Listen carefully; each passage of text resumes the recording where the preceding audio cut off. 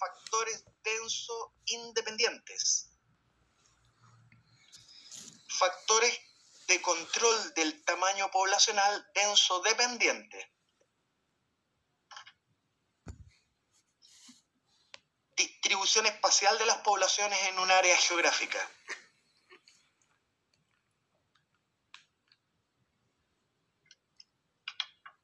Crecimiento poblacional y cuáles son las variables que afectan el crecimiento de una población.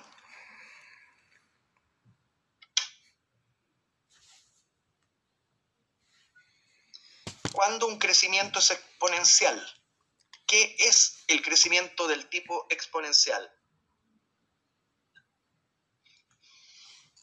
¿Cuándo y qué poblaciones crecen de modo sigmoideo o logístico que le llaman?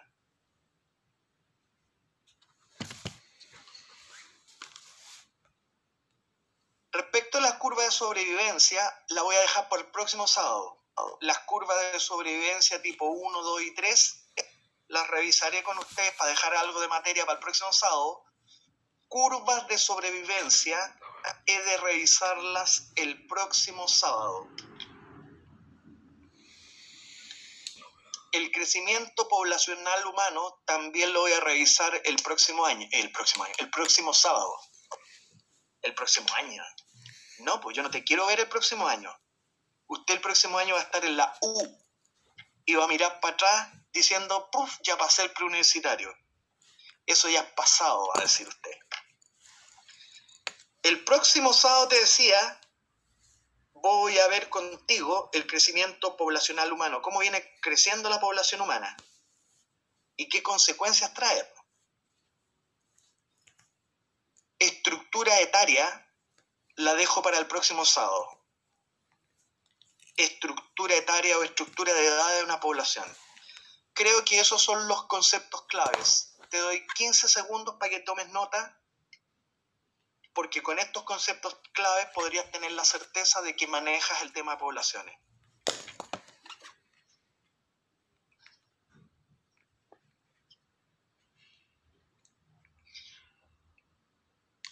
Te voy a dar otra sugerencia. Trata de hacer la mayor cantidad de ejercicios posibles. Mientras más ejercicios hagas, ya sea de los cuadernos de ejercicio, los controles, la jornada y los ejercicios DEMRE oficial, mejor para ti, alumno. Si eres de los que luego de la clase con Asenjo cierra el cuaderno y no lo vuelves a abrir hasta el próximo sábado, estás cometiendo un error. Porque no es así el modo de hacer las cosas. No es posible pretender alcanzar un objetivo tan solo pensando que con esta clase semanal tú tienes asegurado un puesto en la universidad. No, alumno. Tú tienes que seguir tu trabajo en casa, haciendo ejercicios, muchos.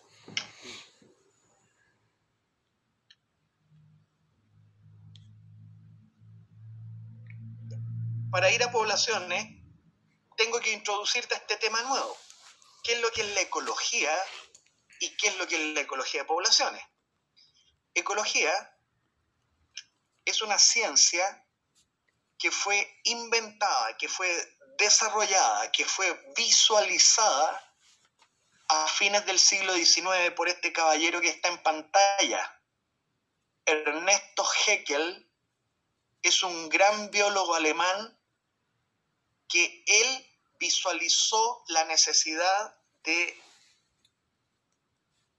desarrollar una nueva área de la ciencia. Él inventó la ciencia ecológica. A él se le ocurrió acuñar la palabra ecología. Él inventó la palabra ecología. Originalmente la palabra, así como la inventó Haeckel, tiene este origen.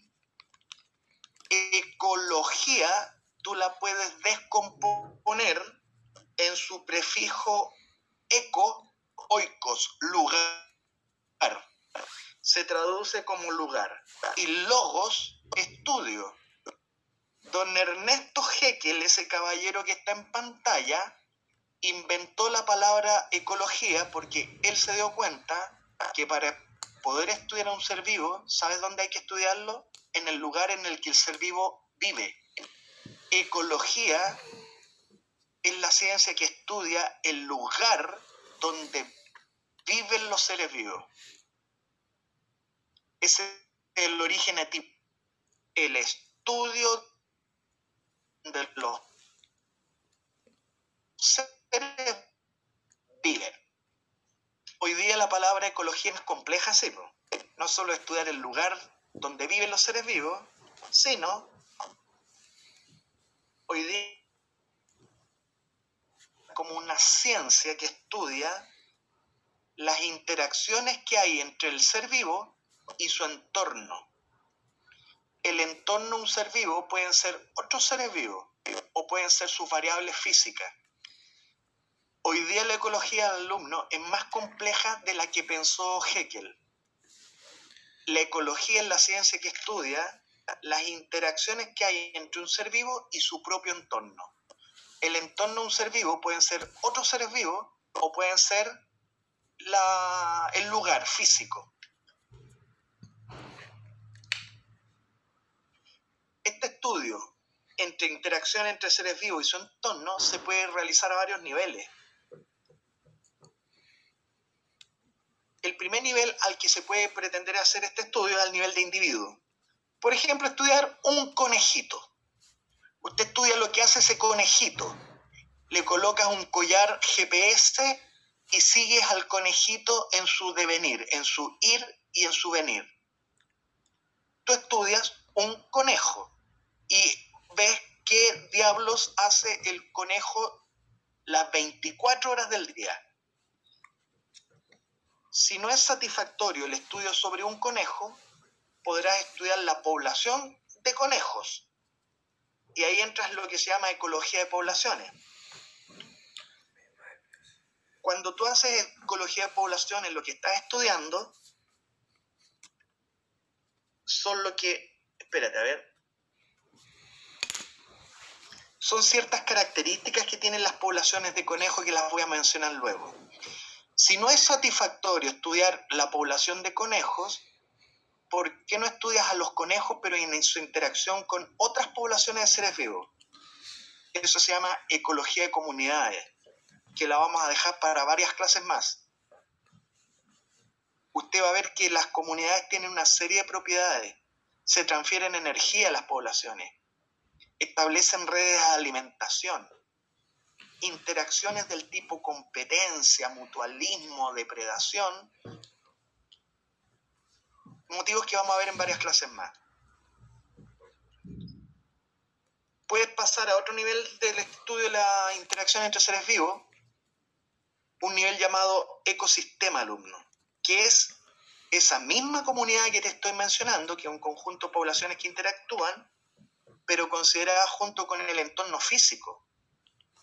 Cuando estemos en ecosistema, que lo dejo para muchas más clases más, tú vas a ver que los ecosistemas tienen ciertas peculiaridades.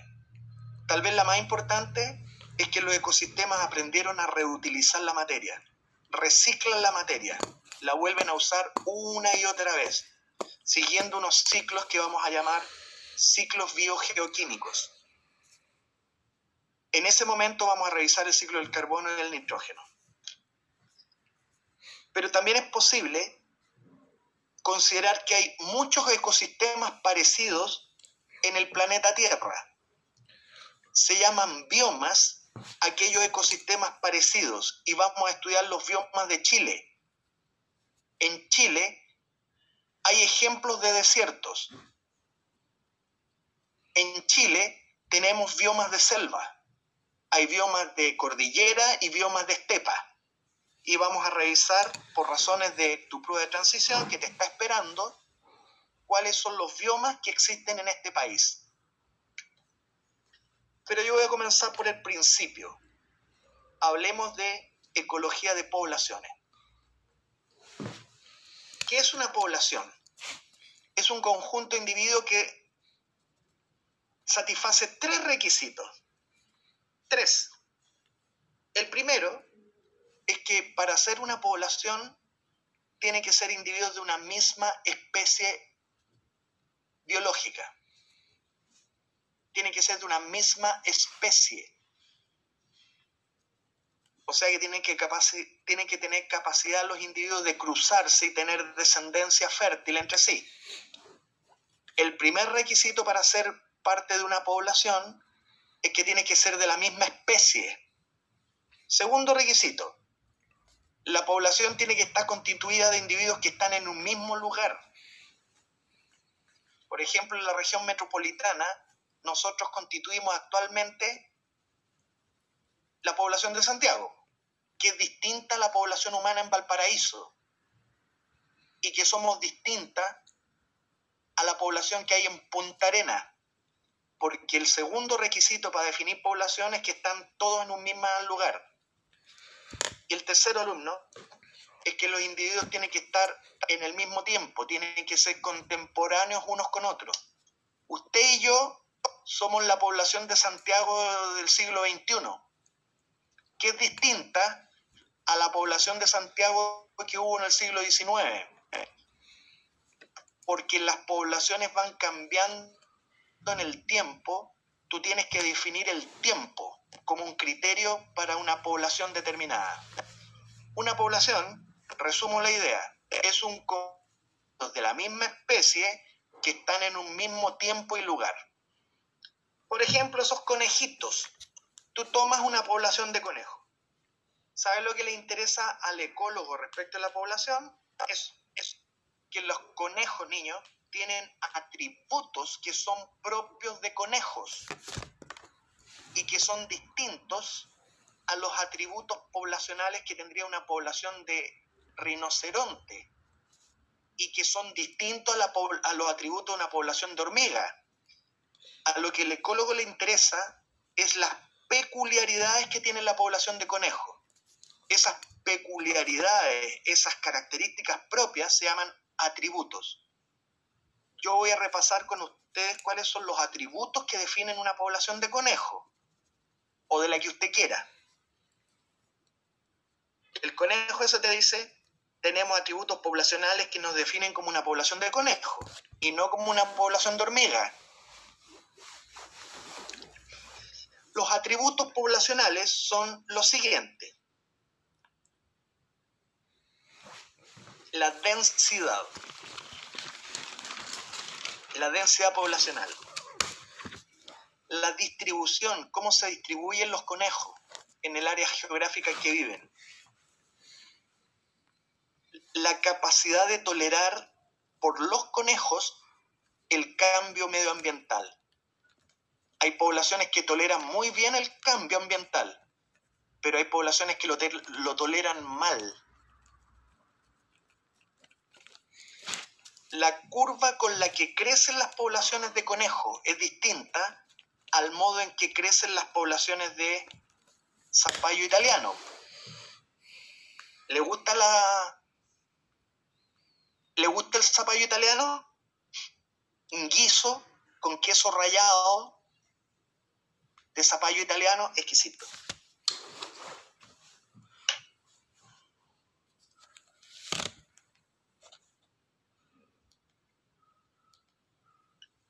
Pía Vicuña, ¿no te gusta el zapallo italiano?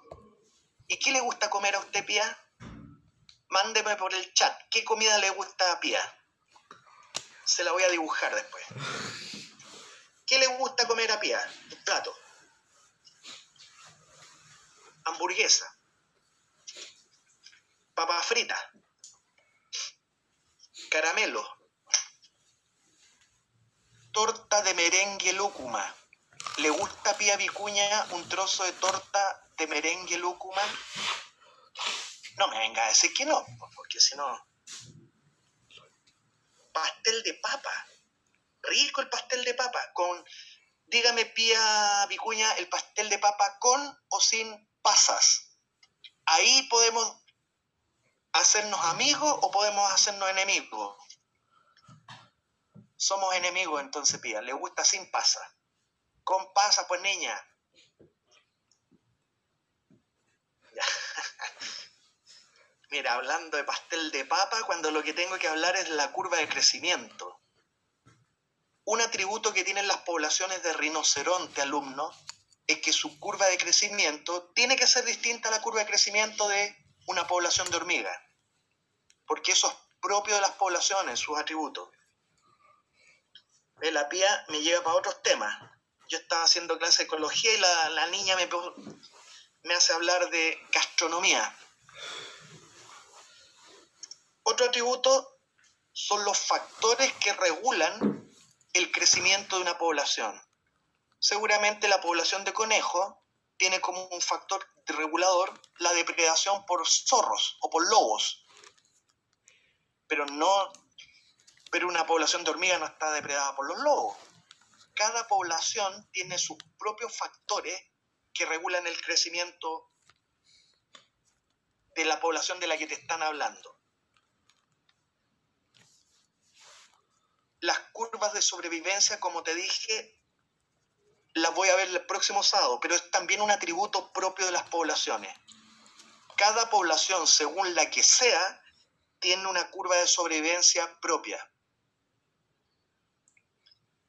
Las estrategias también las voy a dejar para el próximo sábado. Es un atributo en relación a la población que tú estudias. Hay dos tipos de estrategias, depende de qué población estás estudiando. También dejaré para el próximo sábado el análisis sobre la estructura de edades que tienen las poblaciones. Esos son los atributos, jóvenes. A ver si hay otros. Esos son los que vamos a ir revisando en esta clase y en la próxima. Bien.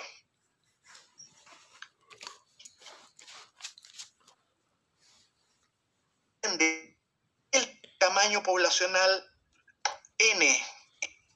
¿Qué es el tamaño de una población? Sencillamente es lo que es el número de individuos de una población. Así, mira, no es lo mismo el tamaño poblacional de una población de elefantes. Me llama la atención lo delgado que está este elefante. Me da tanta ternura ver estos elefantitos chicos porque están a merced de los depredadores. Es tan frágil la vida en la naturaleza, joven. Así puede estar vivo un día, al otro día puede estar muerto. No es lo mismo el número de individuos de una población de elefantes como el número de individuos de una población de cebras, como el número de población humana. ¿De qué depende el número de individuos de una población? De variables. Hay que ir a ver las variables que afectan el tamaño poblacional.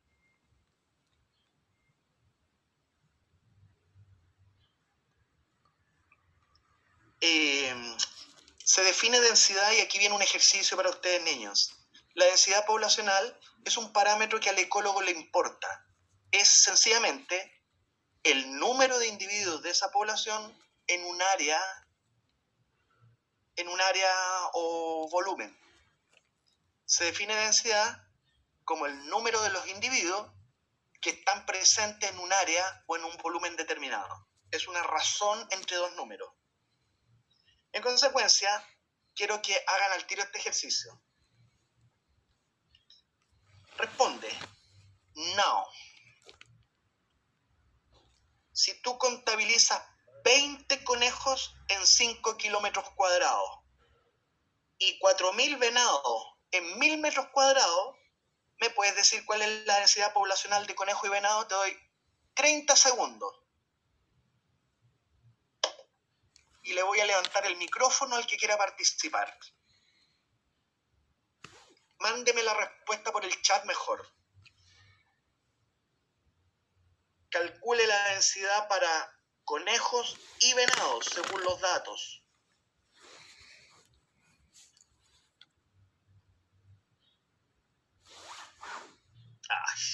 Estoy tratando de ver el chat. Ahí. Entonces, Nicole y el Jorge Araya y Jong Su me dijeron 4, pero se les olvidó las unidades, pues viejo. ¿4 qué?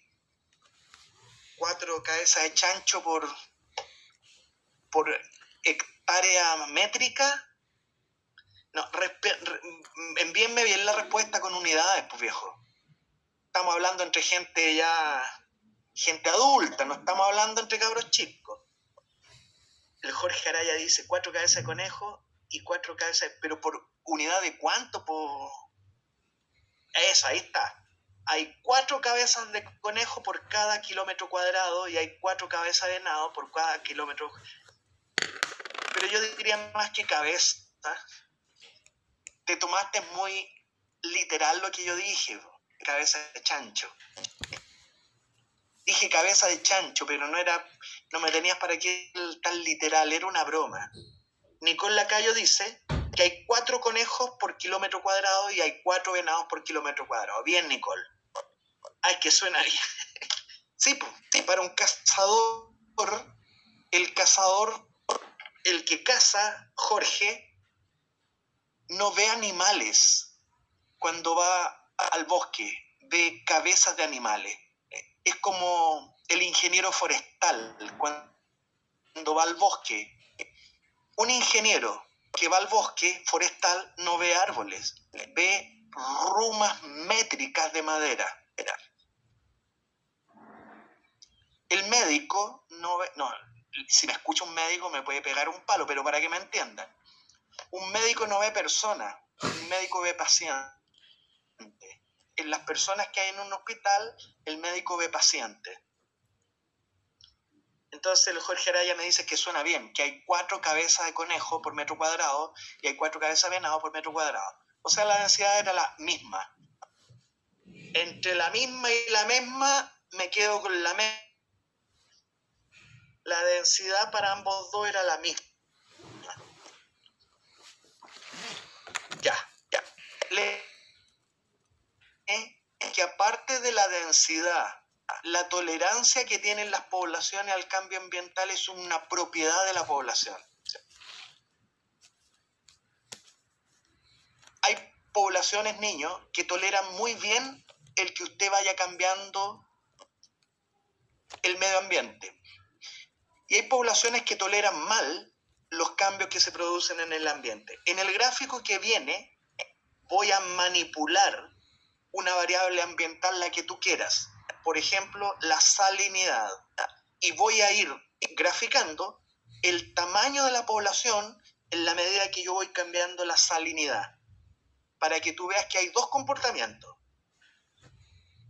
Hay una población como esta que logra desarrollar un tamaño poblacional, se desarrolla en un valor muy amplio de variable ambiental salinidad.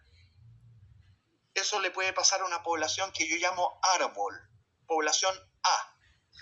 Pero no porque la población A pueda desempeñarse en un amplio espectro de salinidad, le tiene que pasar a todas.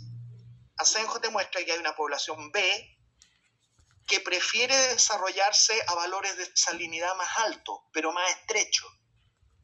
La población B prefiere los ambientes salinos, pero así y todo, el rango en la que esta población B se desempeña es mucho más estrecho. Entonces ahí los ecólogos inventaron un concepto. Llamaron población EURI a las poblaciones que tienen un rango de tolerancia amplio, como sería la población A, que es una población EURI, y le coloca la variable ambiental, eurisalina. Son aquellas que tienen un gran rango de tolerancia. Y la población B, que a pesar de que prefieren los ambientes salinos, el desempeño es un rango estrecho de salinidad, la población B es estenoica. Las poblaciones estenoicas o esteno son las que tienen un rango muy estrecho de tolerancia. En este caso, la población B sería una población estenosalina, mientras la población A tiene un amplio rango que tolera la salinidad, la población B tiene un rango de tolerancia menor. La población A es eurisalina, la población B es estenosalina. Pregunta. Contesta ahí.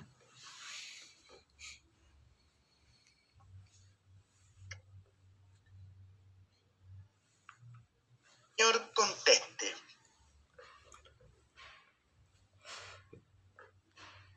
En el siguiente esquema, revisa el sistema ABCD. ¿Cómo clasificas tú a A y C? Por favor, envíame la respuesta por el chat. Tú a la población C. Y puedo hacer...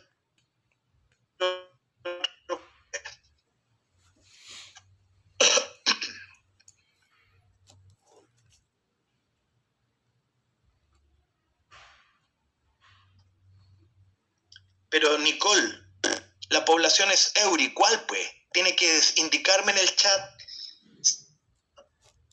A población C, la población que usted llama eurisalina. César dice A Euri, B esteno. Está bien, correcto. Consuelo Chandía, A es población Euri, B esteno. Bien. Perfecto. Les hago otra pregunta. ¿Es posible la coexistencia de A y C en una misma comunidad? La respuesta es sí, o usted me responde no. Eso es todo. ¿Es posible la coexistencia de A y C en una misma comunidad? Usted responde sí o responde no. ¿Podrán coexistir A y C juntitas en una misma comunidad? Nicole dice sí, el Jerko dice sí, Jong-Soo dice sí. ¿Alguien más quiere responder? Son como 14, me han respondido 3 personas. ¿Podrán coexistir A y C en una misma comunidad? Pía Vicuña, responda Pía. ¿Quién más tiene que responder? Camila Espinosa. A usted, Camila Espinosa, le estoy hablando. ¿Podrán coexistir A y C? Catalina Urbina, a usted también le estoy hablando. Muy calladita Urbina, ¿eh? Demasiado calladita, no participa. Participe, niña. Urbina, a usted le hablo. ¿Piensa usted, Catalina Urbina, que A y C puedan estar juntas en una misma comunidad coexistiendo?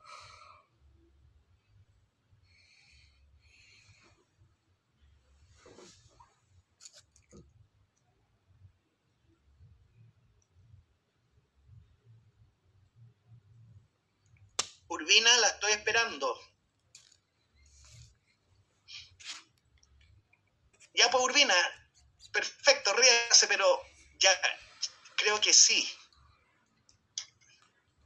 Jorge Araya, no, porque después Jorge, eso no debería en ciertas situaciones no permitir. Araya, voy a levantarte el micrófono porque usted está como entre dando palo de ciego, pero por ahí le estuvo pegando la cola al gato.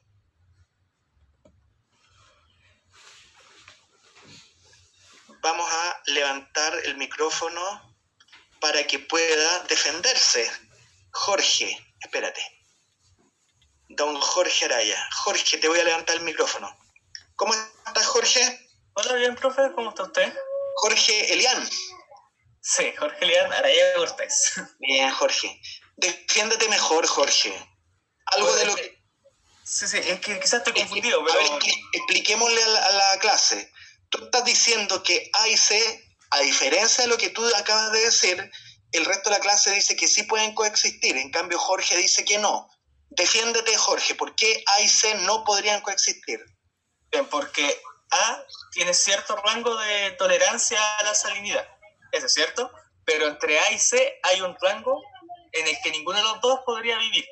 Pero exacto, para que estén ambos soporten la salinidad tendrían que ser solaparse. Una unión de los conjuntos. Una unión de los conjuntos A y C. Exacto. Jorge tiene toda la razón, joven. Más de la mitad de mi curso respondió mal esta pregunta. A y C no pueden coexistir, porque no hay ningún valor de salinidad a la que coexistan ambas poblaciones. Jorge, te pregunto a ti, ¿estás ahí? Sí, sí, aquí sigo. ¿Pueden coexistir A, B y C, A, B y D? Sí, de cierta forma sí, porque todos se tocan en algún punto. Los tres juntos no, pero podrían coexistir A y B. O sea, sí, a eso me refiero. En esa puntita en la que se toca B o en la puntita que se toca A y D. Claro. Pero los tres al mismo tiempo no. Claro, no es el tiempo, Jorge. Es que estén al mismo, a la misma salinidad. No, lo que estamos representando, Jorge, acá sí, es la capacidad de vivir a cierta salinidad. Lo visualizaba como la salinidad de un ambiente, por eso lo decía como lugar. No hay ningún valor de salinidad que permite la coexistencia de A, B y D, pero sí hay un valor de salinidad a la que puedan coexistir A y D, que sería todo el rango en el que vive D, puede coexistir con A. Pero hay también otro valor de salinidad en la que pueden coexistir B y A. Pero no hay ningún valor. Gracias, Jorge, por tu participación. Apague su micrófono. Como lo dijo Jorge, jóvenes, que la mayoría de este curso no sabe interpretar un gráfico, no hay ningún valor de salinidad que permita a C coexistir con A, porque el rango de C está muy alejado del rango de salinidad en que vive árbol. ¿Cómo no se dan cuenta? Están en cuarto medio, jóvenes. El próximo año pretenden entrar a la universidad y tienen problemas con la interpretación de un gráfico. Parágito. Como decía mi padre, parágito los muchachos. Nicole Lacayo me pregunta si A es Eury. Sí, pues, es Eury Salina, Nicole. Pero la pregunta que hice fue, te la vuelvo a repetir, es imposible la coexistencia entre árbol y casa, porque los valores de salinidad de uno y otro no coinciden. El rango de casa es un rango de salinidad que está muy alejado del rango de salinidad que permite la existencia de árbol. Árbol sí puede coexistir con un dedo. Árbol podría, parece, coexistir con barco, pero no con casa. Parágito. Carajo. Carajo los muchachos. Ya. Urbina, participe más, Urbina. La veo muy calladita. Hablemos, te voy a hablar de la regulación del tamaño, joven, de una población. ¿Es necesario regular el tamaño? Sí, pues porque si no la población crece como un tumor canceroso. ¿Usted cree que usted es un tumor de cáncer? Bueno, la población humana parece ser un tumor canceroso que crece y que crece. Pero a excepción de la población humana, las poblaciones naturales están controladas, viejo. No puedes crecer hasta el infinito. Esa población parece un recital de rock, Pingüino Rock. Se presenta Iron Maiden Pingüino. Es un recital punk Pingüino Rock. La pregunta es, ¿cuántos pingüinos pueden haber, pues viejo? ¿De qué depende la población de pingüinos? ¿De qué depende los pingüinos? De que hay regulaciones, jóvenes. Las poblaciones tienen mecanismos de regulación denso-dependiente que, como el nombre lo dice, son mecanismos que se inician cuando la población de pingüinos, la que usted quiera, logró una densidad crítica. Una vez que tú alcanzas esa densidad crítica, empiezan a actuar los mecanismos denso-dependientes. Ejemplo de regulación que depende de densidad, que cuando la población alcanza una densidad crítica, comienzan fenómenos de competencia entre pingüinos. Puede haber hambruna desencadenadas por los mismos pingüinos, o pueden haber migraciones de pingüinos, se mandan a cambiar. ese tipo de regulación que actúa cuando la población de la que tú me hablas alcanzó una densidad crítica es lo que se llama regulación denso dependiente.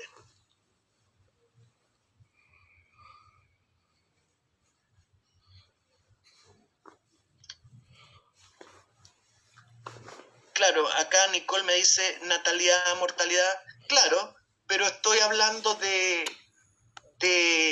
manera ordenada, estoy hablando de que hay mecanismos que actúan cuando las poblaciones alcanzan cierta densidad poblacional.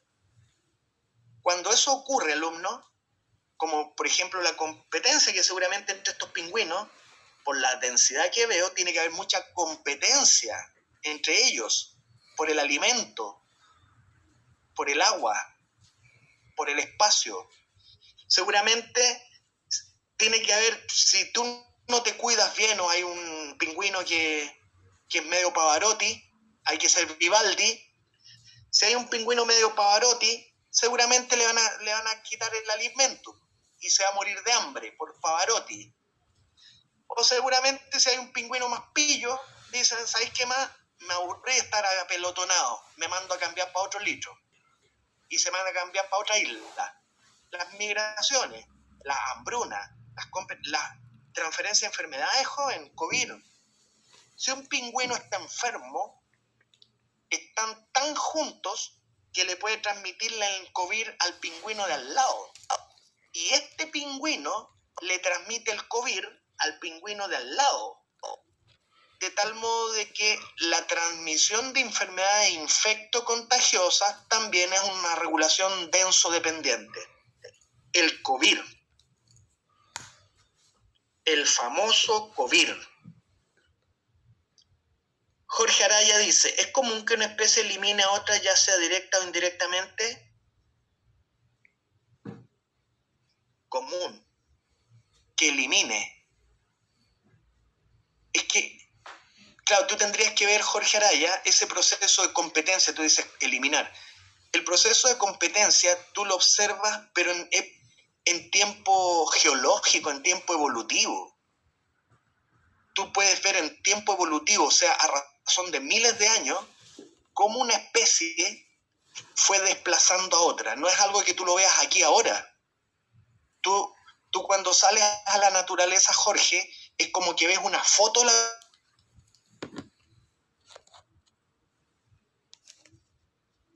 Unknown caller.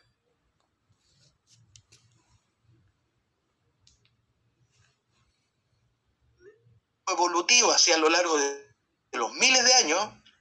Tú fuiste viendo que el pingüino emperador fue reemplazando a los pingüinos, no sé, otro pingüino de dos plumas. Y lo fue reemplazando, pero a razón de miles de años. Y es normal, pues el proceso de competencia existe en la naturaleza. No es algo anormal. Ya, esa es la regulación denso. Hablemos de la regulación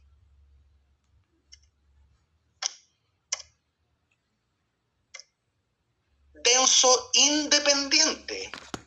Como el nombre lo anuncia, niños, este es un mecanismo de control del tamaño, pero que no se inicia a un valor de densidad crítico, actúa a cualquier valor de densidad poblacional.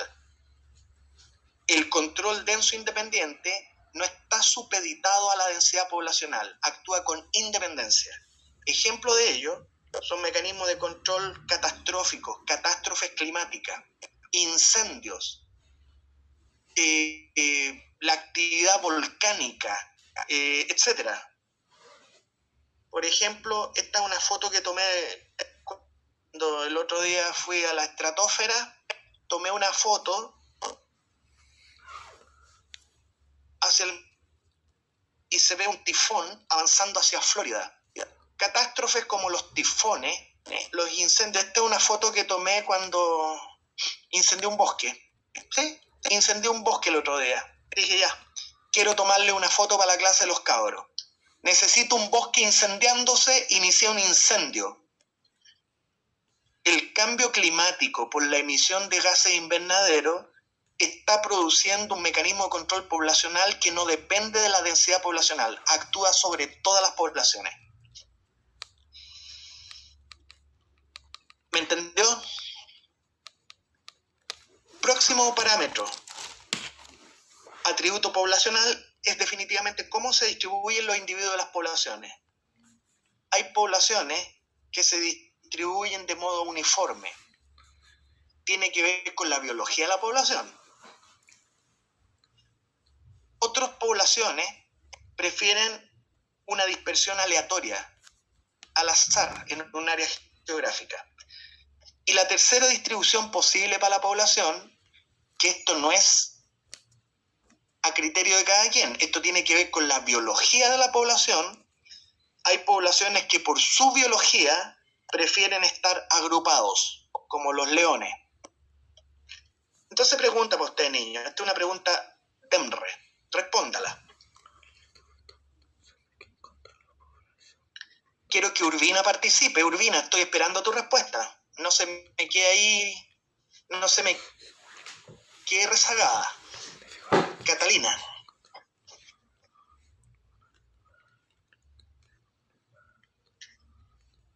Perfecto.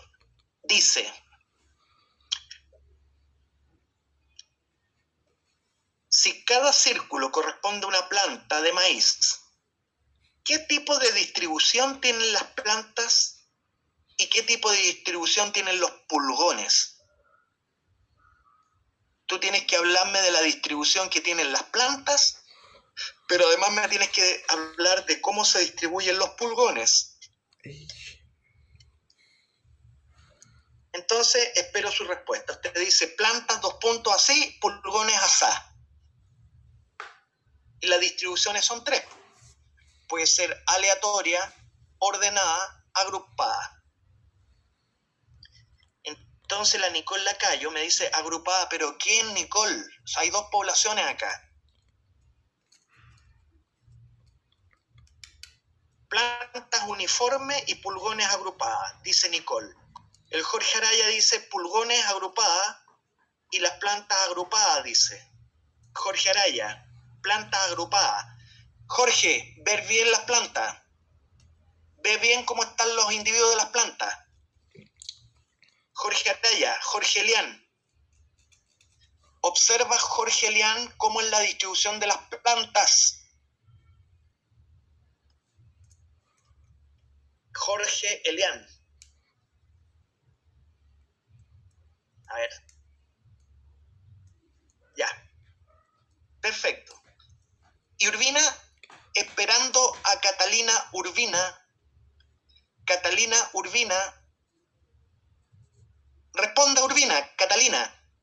Los que participan son la Nicole Lacayo, el Jorge, el Yerko de repente participa, de repente se desaparece el Yerko.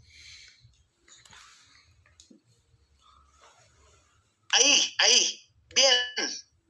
Catalina Antonia Urbina Bustamante, pulgones, agrupada, plantas, uniforme. Bien, Catalina Urbina. Oye, Jorge, observa las plantas que son los puntos blancos. Los puntos blancos están perfectamente ordenados. Esto es un maizal. Las matas de maíz están plantadas de manera uniforme, viejo. Como dice Catalina Urbina, mientras los puntos blancos están uniformemente distribuidos, los puntos negros están agrupados. Y eso es correcto. Esta pregunta es oficial. Y usted la habría tenido mal, Jorge. Así que los llamo a que revisen estos ejercicios DEMRE. Vayan a la página DEMRE a hacer estos mismos ejercicios. Le vuelvo a repetir a Jorge Araya. Es cierto que los puntos negros están agrupados porque hay plantas infectadas con pulgones. Las plantas infectadas con pulgones aparecen agrupadas, pero las plantas sanas están todas ordenadas. Esto es un maizal, Jorge. Maizal. Ah, qué bien que lo vio. Alzó. Ya. Hablemos del crecimiento poblacional. Ahora sí voy a hablar de las variables, ya no hablando de denso dependiente o denso independiente, sino específicamente qué determina el tamaño de la población.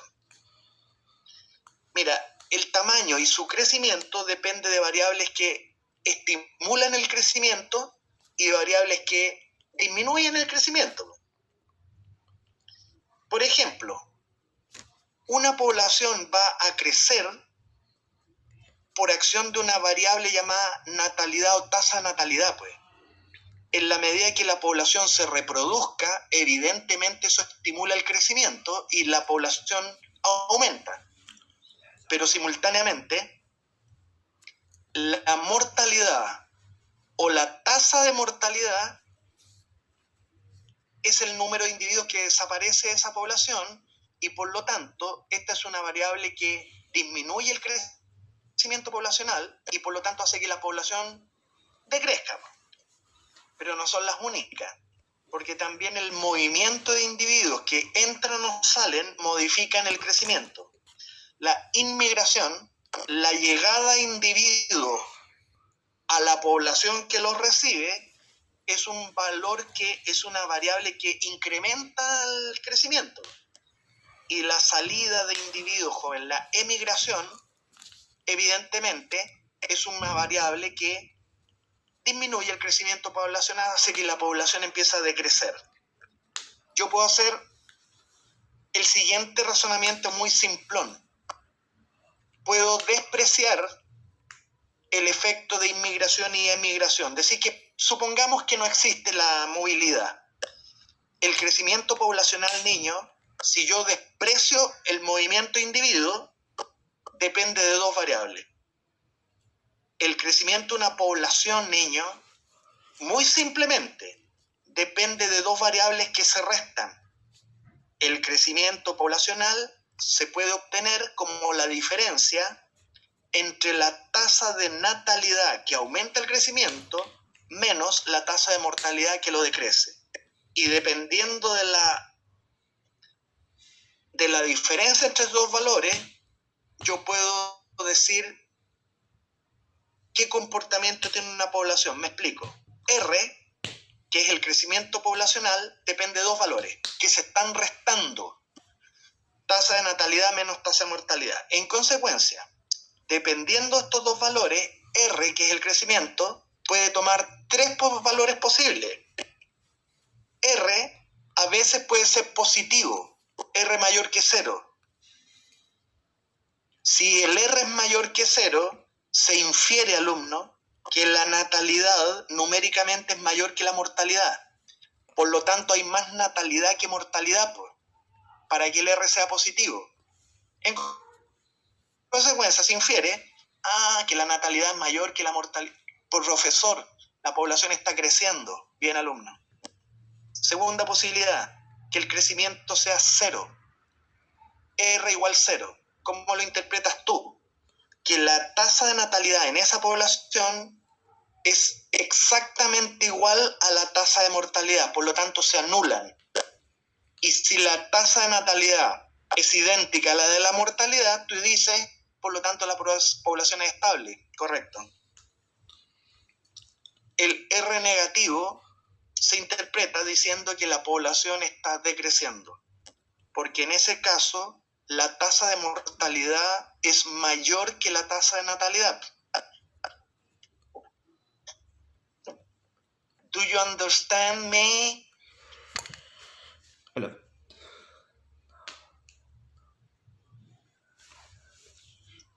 ¿Qué hora tenemos? 11:20. Quedan 20 minutos. Ya. Otro atributo que tienen las poblaciones es el modo que escogen las poblaciones para crecer. Esto no es al azar. Está subordinado a su propia biología el cómo las poblaciones crecen en la naturaleza. Mira, te voy a mostrar una gráfica en la que contra el tiempo que va a ir transcurriendo, te voy a representar el número de individuos de esa población. Esto se llaman curvas de crecimiento. Y hay dos tipos de curvas, joven. Se llama crecimiento exponencial aquella curva de tipo exponencial, en la que el número de individuos crece en el tiempo muy rápido. Así. Y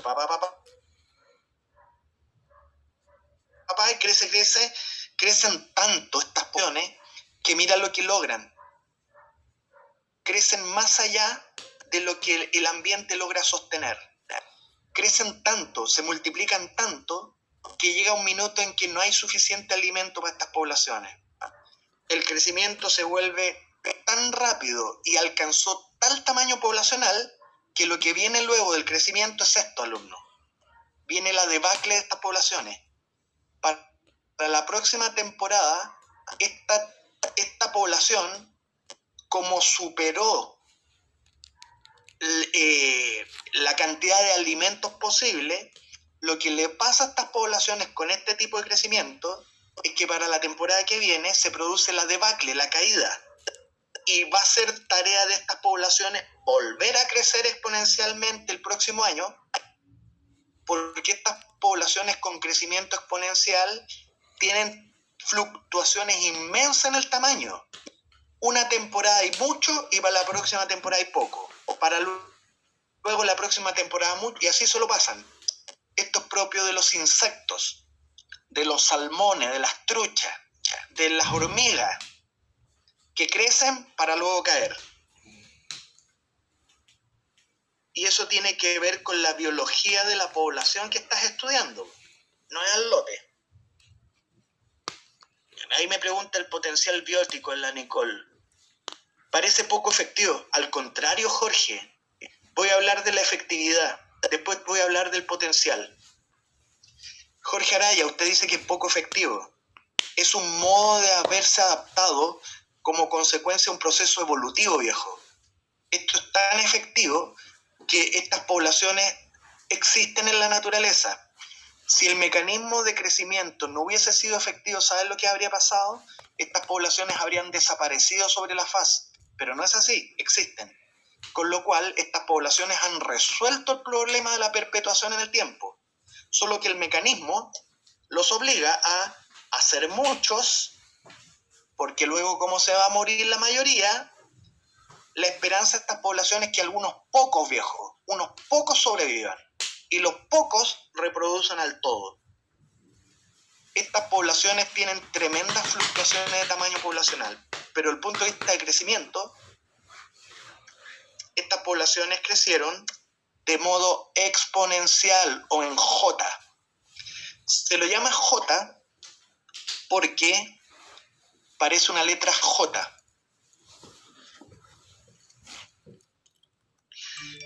Por ahí me preguntan qué es el potencial biótico. El potencial biótico es la máxima tasa de crecimiento posible para una población.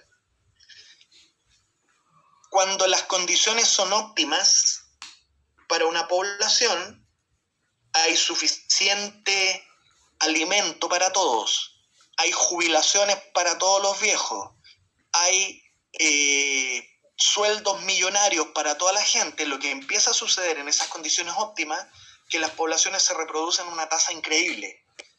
Se llama potencial biótico, alumna, que usted me preguntó lo que es el potencial biótico, Nicole Lacayo, la máxima tasa de reproducción que alcanza una población.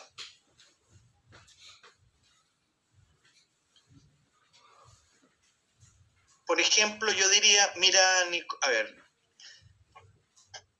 para Nicole y para todos, ustedes que el próximo año van a estar en la universidad, van a tomar un ramo en la universidad que se llama cálculo diferencial.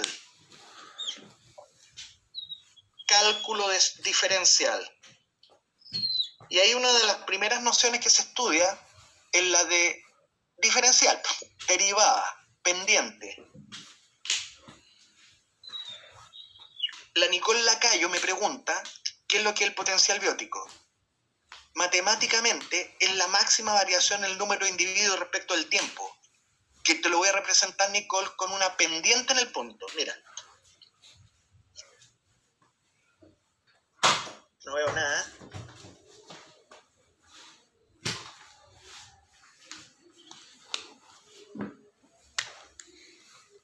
ahí el profesor te está representando el curva de crecimiento y voy a representarte la pendiente en el punto para que veas cuál es la tasa de crecimiento acá.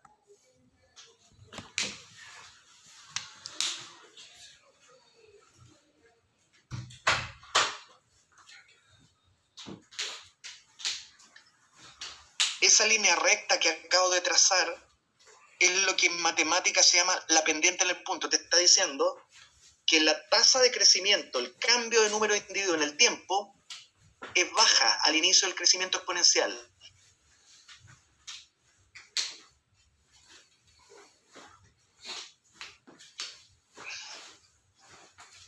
Ahora Asenjo te dibujó otra pendiente con la que se observa que el incremento del número de individuos con el tiempo aumentó.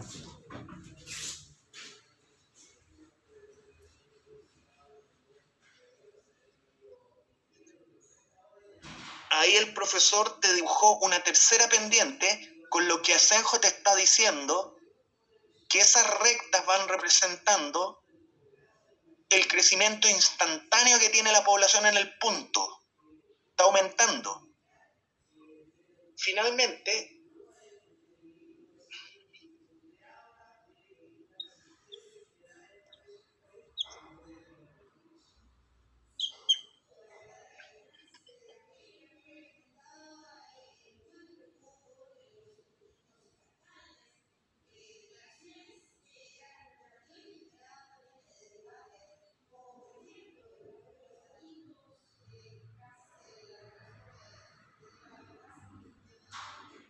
Finalmente, Nicole, el profesor Asenjo te dibujó una tercera pendiente, que es el crecimiento instantáneo que tuvo la población en lo que yo llamé R3. Aquí hay 3 crecimientos poblacionales con distinta velocidad, R1, R2, R3.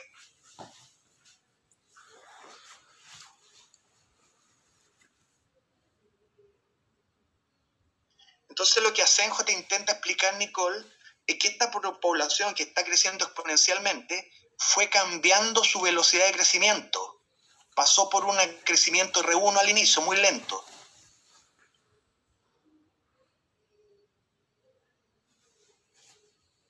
Luego esta población con crecimiento exponencial pasó a un crecimiento R2.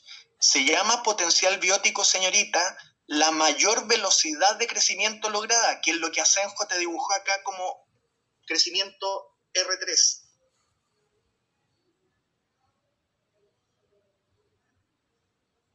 El potencial biótico es la mayor velocidad de crecimiento que logra la población, que es ahí donde Asenjo mostró R3.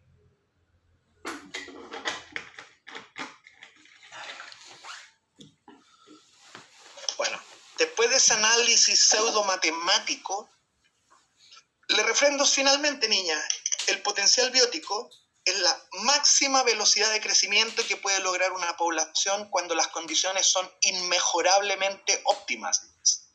Cuando hay suficiente alimento, cuando hay suficiente espacio, cuando hay de todo, las poblaciones crecen a la máxima velocidad. Ese es el famoso potencial. Y tú entenderás, Nicole, que como eso nunca pasa en la naturaleza, es muy difícil que las poblaciones logren su potencial biótico. El Jorge Araya dice, la derivada permite conocer los máximos y los mínimos valores. Sí, eso usted lo va a estudiar en la universidad. Tú puedes conocer los máximos y los mínimos derivando la función.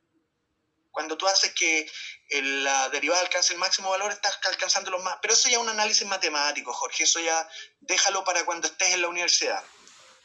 Yo tan solo estaba explicándole a la compañera que el potencial biótico es el máximo incremento logrado por la población en un tiempo breve.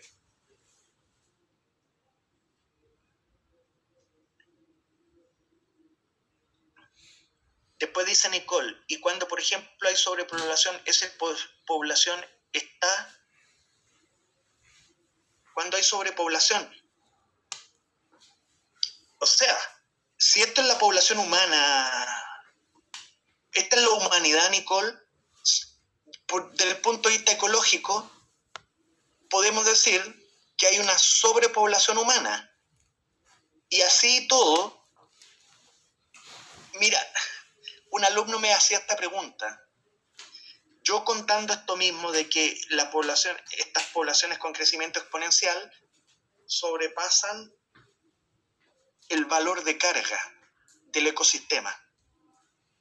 Lo que le pasa a estas poblaciones que pretenden seguir sobrepoblando, aquí hay dos posibilidades, Nicole. O alcanza un valor máximo y se sostiene en el tiempo, originando la curva sigmoide que vas a ver conmigo, que es una posibilidad, o la otra posibilidad, que es la peor, que el número de individuos vuelva a caer a cero, para luego reiniciar un crecimiento exponencial. Respecto de la sobrepoblación, esta población con sobrepoblación y todo puede seguir creciendo exponencialmente. De lo que pueda pasar es que el crecimiento no puede ser infinito. Ahí pueden pasar dos cosas.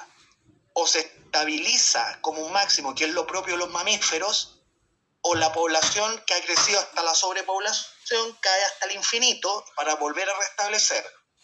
Ya, vamos a otro crecimiento, que ya lo estoy anunciando, está harto rato pegado acá. El otro tipo de crecimiento, el que recuerda una letra S, en la que pasa esto, niños, que poblaciones, por su biología, inicialmente crecen muy rápido, pero adoptan la adecuación, la adaptación de que dejan de crecer, lo hacen a propósito, dejan de crecer para estabilizarse en un valor máximo posible en ese ambiente.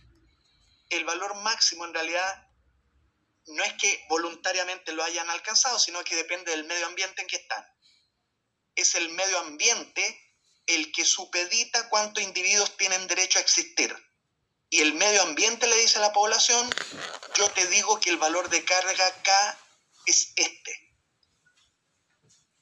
Se dice que un crecimiento sigmoide, cuando inicialmente exponencial, el valor se estabiliza, pero supeditado con lo que el medio ambiente indica. El medio ambiente asigna un valor de carga acá y la población intenta estabilizarse en virtud de lo que el medio ambiente permite. El valor máximo de individuos que el medio ambiente permite se llama valor de carga. Y estos individuos se estabilizan, de tal modo que si tú mides en el tiempo, ¿sabes lo que pasa con esto? Que usted lo que observa, que estas poblaciones durante el tiempo de medición se mantienen ahí, fluctúan en torno al valor de carga. Esa es su táctica. Aquí no hay una fluctuación del tamaño poblacional tan grande como con los insectos. Aquí lo que ocurre es que estas poblaciones se aseguran, se perpetúan, tratándose de asegurar un número de individuos relativamente constante en el tiempo. Ese es el comportamiento de los mamíferos. ¿Me entiende? Pero si te pregunto, ¿cómo logró ese valor de carga? Usted va y dice, el valor de carga lo alcanzó con un crecimiento sigmoide, así. ¿Entendiste? Estas poblaciones sigmoides no tienen grandes fluctuaciones en el tamaño poblacional, porque lo que ellas hicieron fue tratar de alcanzar el valor de carga, y ese valor de carga, una vez alcanzado, ni Cristo lo mueve. Perdón el ejemplo. Ni Jesucristo mueve a la población desde el valor de carga. Y ahí se mantienen. Pero ¿cómo alcanzaste ese valor de carga? Con un crecimiento sigmoide. Jóvenes, me quedan 5 minutos. Te voy a explicar el concepto de resistencia ambiental, R. Como lo anuncia el título, la resistencia ambiental son todos los mecanismos que el medio ambiente provee para impedir que una población siga creciendo exponencialmente y la obliga a adoptar un valor máximo. Aquí que me llegó por el chat. Niños, parece que les pregunté que me enviaran el nombre por la lista. Ya pasé la lista. Si usted llegó tarde, envíeme su nombre. Claro, Nicole Lacayo dice, si acaso el crecimiento sigmoide es logístico. Es lo mismo, Nicole, lo mismo, son sinónimos.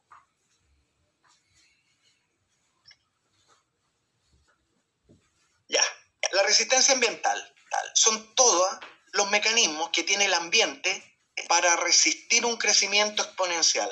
Tú resistes eso. Es imposible permitir un crecimiento exponencial. Y el medio ambiente tiene mecanismos llamados resistencia. Observa esto que te voy a presentar acá.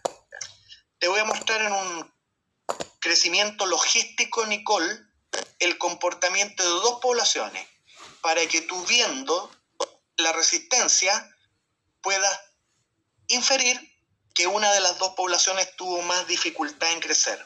Observa. Este comportamiento logístico, Nicole, lo dio una población que yo llamo A. La resistencia al crecimiento de A, que lo obligó a alcanzar un máximo, se representa con el área que se obtiene como sigue.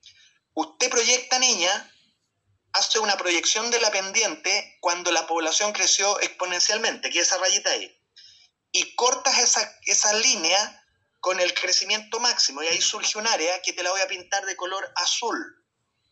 Esa área que resulta de la proyección del crecimiento exponencial con el máximo que alcanzó árbol es lo que se llama la resistencia ambiental sobre la población A. Yo la voy a llamar R sub A, que quiere representar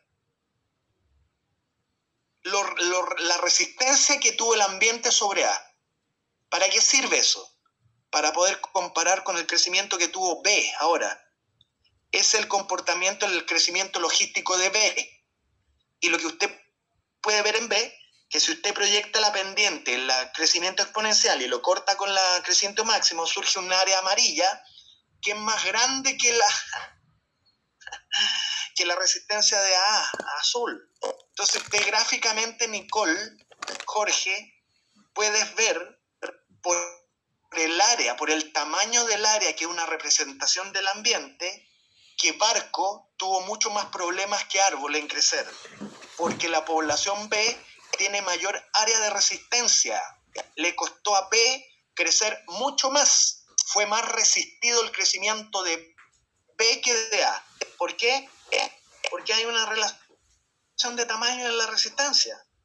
Del gráfico, niño, tú puedes ver que la resistencia de A fue menor que la resistencia de B. Quiere decir que Barco creció mucho más difícilmente. Con eso, niño, yo creo que estoy terminando la clase hoy día. La próxima clase continúo con poblaciones. Déjame corroborar terminado porque quedan 2 minutos. Quería revisar. Revisemos un ejercicio de EMRE, que lo tomé. Esto lo hago más que nada para enseñarte que usted tiene que ir a EMRE a revisar estas pruebas PSU. Ve el primer ejercicio de poblaciones. Lo tomé de la prueba del año pasado. Háganlo. Me envían la respuesta ahora, la 14. Estudio la formación de...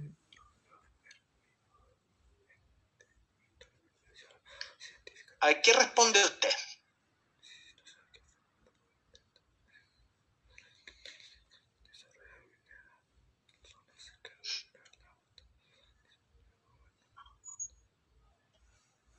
Envíame la respuesta ahora. Me dices 14 A, B, C, D o E.